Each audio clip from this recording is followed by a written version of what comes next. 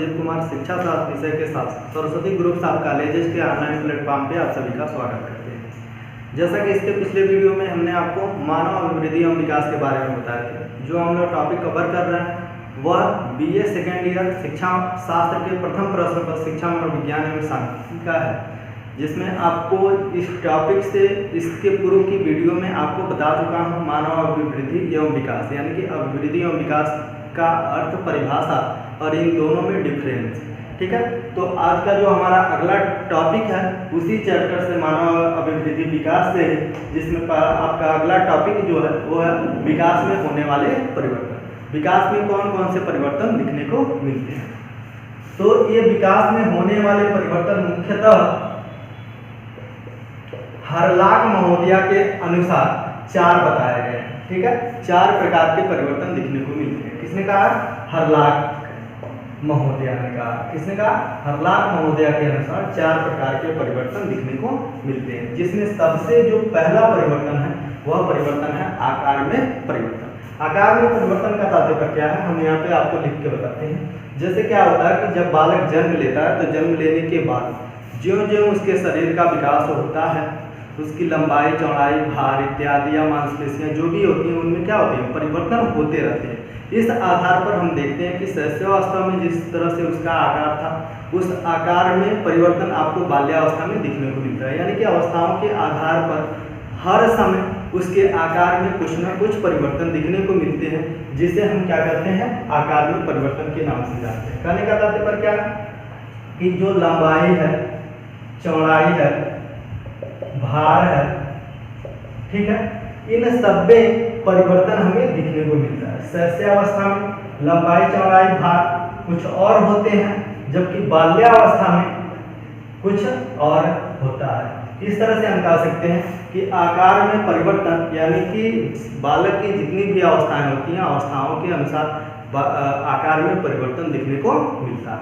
इसी में हम कह सकते हैं कि मानसिक विकास, जैसे हम कह सकते हैं कि मानसिक विकास, शैशवावस्था में बालक की मानसिक विकास किस रूप में हुई? उसकी कल्पना, चिंतन, तर्क करने की क्षमता, तर्क क्षमता जो भी होती थी, यह अवस्था के आधार पर क्या होती है? परिवर्तित होती है। अतः हम कह सकते हैं कि बालक के आकार में परिवर्तन होने के साथ साथ उसके मानसिक विकास में भी परिवर्तन दिखने को मिलता है। ठीक है, यह पहला क्या है? विकास में होने वाले परिवर्तन है, जिसे हम आकार में परिवर्तन के नाम से जानते हैं। अगला जो है अनुपात में परिवर्तन। अनुपात में परिवर्तन को हम जानते हैं, इसको यहाँ पे मिटाते हैं। ठीक, आकार में परिवर्तन, अनुपात में परिवर्तन। अब अनुपात में परिवर्तन का तात्पर्य क्या है कि जैसा कि आपको पता होगा कि जब शिशु जन्म लेता है तो जन्म के समय उसके शरीर के अन्य अंगों की अपेक्षा उसकी जो सिर होती है वह क्या होती है? ज़्यादा बड़ी होती है, यानी कि ज़्यादा अनुपात में बड़ा होता है। तो इसमें जो होता है वह होता है सिरपुंछीय विकास। सिरपुंछीय विकास हम अनुपात को देखते हैं तो क्या होता है कि बालक का जिस तरह से विकास होता है तो शरीर के अन्य अंगों की अपेक्षा जो सिर होता है उसका क्या होता है? विकास अन्य अंगों की अपेक्षा कम अनुपात में होता है। हम कह सकते हैं कि जो बालक जन्म लेता है तो जन्म लेने के उपरांत उस बालक के शरीर की जितने भी अंगें होती हैं उन सभी अंगों की अपेक्षा उसकी सिर का जो आकार होता है, जो अनुपात होता है, जो भार होता है, जो लंबाई चौड़ाई होती है, वह अन्य अंगों की अपेक्षा बड़ी होती है। लेकिन ज्यों ज्यों बालक का विकास होते जाता है उस रूप में देखा जाए तो समय उपरांत हम कह सकते हैं कि शैशवावस्था, बाल्यावस्था, किशोरावस्था, प्रौढ़ावस्था, इस रूप में देखें तो शरीर के अन्य अंगों की अपेक्षा सिर का जो विकास होता है वह कम अनुपात में दिखने को मिलता है, और इस विकास को हम सिरपुंछीय विकास के नाम से जानते हैं। यानी कि जन्म लेने के समय सबसे पहले उसके सिर का विकास होता है, उसके बाद से उसके धड़ का विकास होता है, उसके बाद से उसके अन्य अंगों का विकास होता है, हाथ पैर जो भी है। ठीक है, अब आपको समझ में आ गया होगा कि अनुपात में परिवर्तन क्या है। उसके बाद से आपका जो अगला परिवर्तन देखने को मिलता है वो है पुरानी आकृतियों का लोप। क्या है? पुरानी आकृतियों का लोप। जैसे क्या कि शैशवावस्था में बालक किस रूप में दिखता था और बाल्यावस्था में बालक किस रूप में दिखता है, इस तरह से हम देखते हैं। लेकिन इसमें एक और भी चीजें हैं, जो बालक के सीने में एक थाइमस नामक ग्रंथि मिलती है और मस्तिष्क में पिनिमल नामक ग्रंथि मिलती है। और ज्यों-ज्यों बालक का आकार बढ़ता जाता है, उसके शरीर में परिवर्तन होते जाते हैं, उस रूप में हम देखते हैं कि सीने में मिलने वाली जो थाइमस ग्रंथियां होती हैं, इसका लोप हो जाता है। मस्तिष्क में जो मिलने वाली पिनिमल ग्रंथियां होती हैं, इसका भी लोप हो जाता है। अतः हम कह सकते हैं कि बालक का जो शैशवावस्था में उसका आकार था, आकृति थी, रूप था, वह बाल्यावस्था में आते आते समाप्त हो जाती है और अनेक प्रकार की नई आकृतियों का क्या होता है, उदय होता है, जिसे हम इस रूप में जानते हैं कि नई आकृतियों की प्राप्ति के रूप में। यानी कि क्या होता है कि जब बालक का विकास धीरे धीरे बढ़ता जाता है, तो धीरे धीरे ज्यों-ज्यों बढ़ता जाता है, तो उसके अंदर अनेक प्रकार के नई आकृतियों की प्राप्ति होती है। जैसे हम क्या कह सकते हैं कि मूंछ कह सकते हैं, दांत कह सकते हैं, ठीक है। जो भी हम कह सकते हैं कि मांसपेशियां होती हैं, स्नायुमंडल होता है, इस तरह से अनेक प्रकार की नई आकृतियों की क्या होती जाती है, धीरे धीरे प्राप्ति होती जाती है। कब प्राप्ति होती जाती है? जब बालक का विकास होता है, तो पुरानी आकृतियों का लोप होता जाता है, जबकि नई नई आकृतियों की प्राप्ति होती जाती है। इस तरह से आपका जो विकास में होने वाला परिवर्तन है, ये समाप्त होता है। अब ये आता है कि जो विकास के आधार, किस आधार पे विकास होता है मानव शरीर में, या मानव में किस आधार पे विकास होता है। तो जो विकास के आधार माने गए हैं, वो मुख्यतः दो माने गए हैं। एक होता है वंशानुक्रम और दूसरा होता है वातावरण। वंशानुक्रम क्या होता है कि माता पिता के द्वारा प्राप्त जो गुण होते हैं, वो पीढ़ी दर पीढ़ी हस्तांतरित होते हैं, और उन गुणों के माध्यम से क्या होता है, जो पैतृक यानी कि जिसे हम जीन कहते हैं, वह क्या करता है, पीढ़ी दर पीढ़ी हस्तांतरित करता रहता है गुणों को, और उन गुणों के आधार पर भी उस बालक का विकास होता है। उसके वंश में या उनके अन्य पूर्वजों में जो गुण पाए जाते हैं, वह कुछ हद तक गुण उसके संतानों में भी पाए जाते हैं, और ये क्या होता है, वही वंशानुक्रम होता है। और वंशानुक्रम के आधार पर भी बालक का विकास दिखने को मिलता है। जैसे हम कह सकते हैं कि कोई भी एक ऐसा परिवार है जिसमें सभी लोग शिक्षित हैं, ठीक है, उसमें सभी लोग सर्विस में हैं। कोई डॉक्टर है तो उस डॉक्टर का लड़का क्या होता है, डॉक्टर ही बनता है। कोई इंजीनियर है तो इंजीनियर का लड़का भी क्या होता है, इंजीनियर ही बनता है। या किस आधार पर डिपेंड करता है, तो वंशानुक्रम के आधार पर डिपेंड करता है। क्यों? क्योंकि उसके वंश में सभी लोग शिक्षित हैं और इसी लेवल के हैं जिस आधार पे उसका विकास होता है। और इस वंशानुक्रम के साथ साथ जो एक और भी फैक्टर है जिसे हम वातावरण के नाम से जानते हैं, इस वातावरण का भी विकास में अत्यंत महत्वपूर्ण योगदान है, जिसके आधार पर एक बालक का विकास होता है।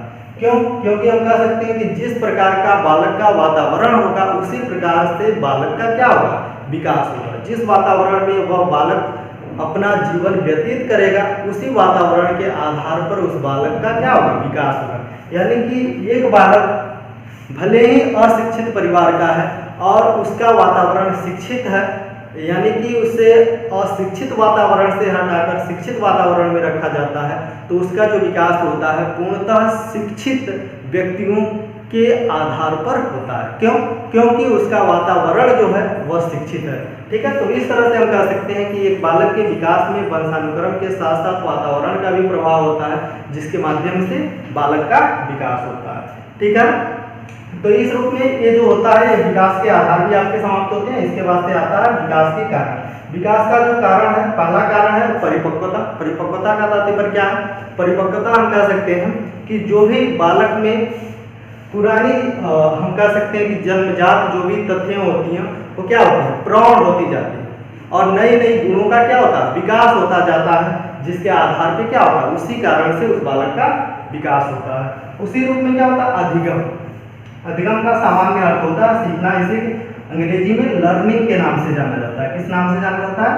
लर्निंग के नाम से जाना जाता है। और इसे हम संकुचित अर्थ में सीखने के नाम से जानते हैं, और व्यापक अर्थ में इसे हम क्या कहते हैं, व्यवहार में परिवर्तन के नाम से जानते हैं, यानी कि जो बालक होता है वह बालक अपने वातावरण के अनुसार अपने आप को उस वातावरण में ढाल लेता है, उस वातावरण में अपने आप को समायोजित कर लेता है, जिसके माध्यम से उस बालक का विकास उस वातावरण के अनुकूल होता है। और ये किस आधार पे होता है? अधिगम के आधार पे होता है, क्योंकि व्यवहार में परिवर्तन का जो कार्य करता है, वो व्यवहार में जो परिवर्तन होता है वो अधिगम कहलाता है। इसी आधार पे उस बालक का विकास होता है। ठीक है, अब आपका इसी में अगला जो टॉपिक है वह है विकास को प्रभावित करने वाले कारक। ठीक है, विकास को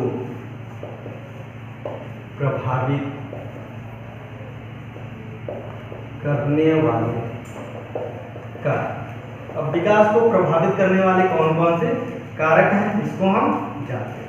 सबसे जो पहला कारक है वह वंशानुक्रम, दूसरा जो कारण है वातावरण, तीसरा जो कारण है बुद्धि, चौथा जो कारण है हम कह सकते हैं रोग एवं चोट, चौथा जो कारण हम कह सकते हैं कि प्रजाति, पांचवा जो कारण हम मान सकते हैं वो संस्कृति, मतलब किस संस्कृति का है। ठीक है, इस तरह से जो अगला हम कारण मान सकते हैं वो मान सकते हैं कि शिक्षा। ठीक है, अगला जो कारण मानते हैं हम पोषण, अगला जो कारण हम मान लेते हैं यहीं पे आपको बता देते हैं अंतःस्रावी ग्रंथियां। ठीक है, इन ग्रंथियों का स्राव होता है और स्राव होने के आधार पर क्या होता है हम कह सकते हैं कि विकास होता है। तो इस तरह से अनेक प्रकार के कारक हैं जिन कारकों के माध्यम से क्या होता है बालक का विकास होता है, और विकास में इन सभी कारकों का क्या होता है प्रभाव होता है। सबसे पहले वंशानुक्रम, हमने इससे पूर्व में अभी बताया कि एक बालक के विकास में वंशानुक्रम का महत्वपूर्ण योगदान होता है। जिस प्रकार से उसका वंश परंपरा होगा, जिस प्रकार से उसके वंशज में लोग होंगे, जिस प्रकार के उनके वंशज में गुण होंगे, वह गुण पीढ़ी दर पीढ़ी पैतृक यानी कि जिन्स के माध्यम से हस्तांतरित होता रहेगा, और उस गुण का भी प्रभाव बालक के विकास में पड़ेगा। यानी कि पहला जो वंशानुक्रम, वातावरण, हम कह सकते हैं कि जिस प्रकार के वातावरण से बालक बिलोंग करेगा उसी प्रकार के वातावरण के आधार पर उसका विकास होगा। अच्छे वातावरण में रहता है, शुद्ध वातावरण में रहता है, अच्छे लोगों के साथ अपना दिनचर्या व्यतीत करता है तो उसका विकास अच्छे रूप में होगा। अतः हम कह सकते हैं कि वातावरण का भी प्रभाव पड़ता है विकास में। ठीक है, अगला है बुद्धि। बुद्धि का तात्पर्य क्या है कि जिस बालक की बुद्धि लब्धि, ठीक है, जिस रूप में होगी उसी प्रकार से उसका विकास होगा। अब देखिए इसमें क्या होता है कि कुछ प्रतिभाशाली बालक होते हैं, प्रतिभाशाली बुद्धि के बालक होते हैं, टर्नर के अनुसार जिनकी IQ लेवल 140 या इससे अधिक होती है। ठीक है, तो सामान्य बुद्धि लब्धि के बालक होते हैं जिनकी IQ लेवल 90 से 110 मानी जाती है। ठीक है, मंद बुद्धि लब्धि के बालक होते हैं जिनकी IQ लेवल 70 से कम मानी जाती है। तो इस तरह से जिस बालक की IQ लेवल, ठीक है, जिस बालक की बुद्धि जितनी होगी उसी आधार पर उसका विकास होगा। यानी कि एक प्रतिभाशाली बालक की बुद्धि लब्धि 140 है, यानी कि वो तीव्र बुद्धि का है, प्रतिभाशाली बुद्धि का है, तो उसका विकास तीव्र गति से होगा और प्रतिभावान के तरफ होगा। उसी रूप में सामान्य का है तो सामान्य तरफ का होगा। अगर जो वह बालक मंद बुद्धि का है तो मंद बुद्धि का बालक का विकास उसी मंद गति से होगा और मंद रूप में होगा। ठीक है, अगला है रोग एवं चोट।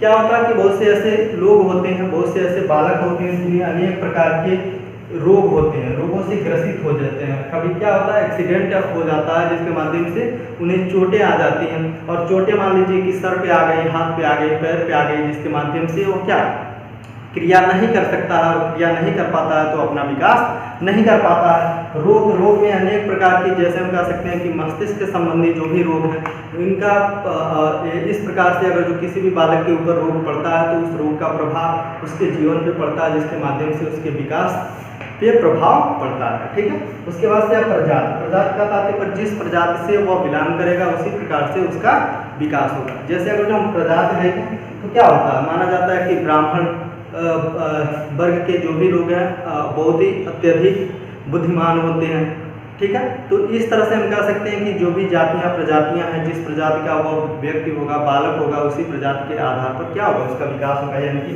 प्रजाति का भी विकास प्रभाव एक बालक के विकास में पड़ता है। संस्कृति जैसे उसके रीति रिवाज परंपराएं होंगी, ठीक है, उसी प्रकार से उस बालक का विकास होगा। जैसे हम क्या अनेक प्रकार के संप्रदाय हैं, उन संप्रदाय के अनेक प्रकार के रूल्स हैं, उस रूल्स के अनुसार क्या करता है बालक अपना जीवन व्यतीत करता है, जिसके आधार पे उसका क्या होता है विकास होता है। तो हम कह सकते हैं संस्कृति का भी प्रभाव एक बालक के विकास पे पड़ता है। अगला है शिक्षा, ठीक है। अब देखिए जिसको अच्छी शिक्षा मिलती है, जो पूर्णतः शिक्षा प्राप्त करता है, शिक्षा प्राप्त करता है, शिक्षा प्राप्त करने के लिए तत्पर रहता है, वैसे बालक का विकास अच्छे से होता है। तब हम कह सकते हैं कि एक बालक के विकास में शिक्षा का महत्वपूर्ण योगदान होता है।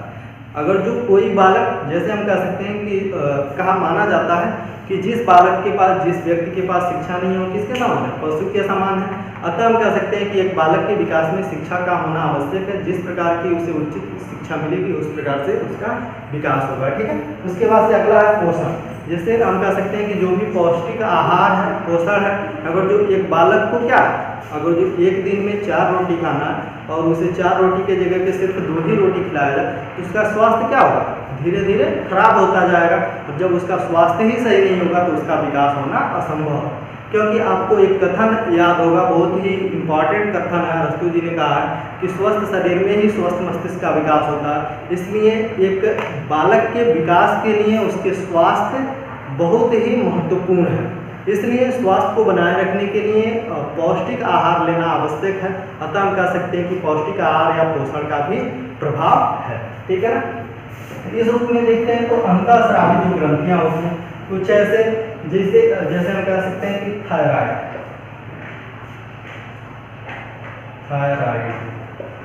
नामक एक ग्रंथियां होती है जो थायरॉक्सिन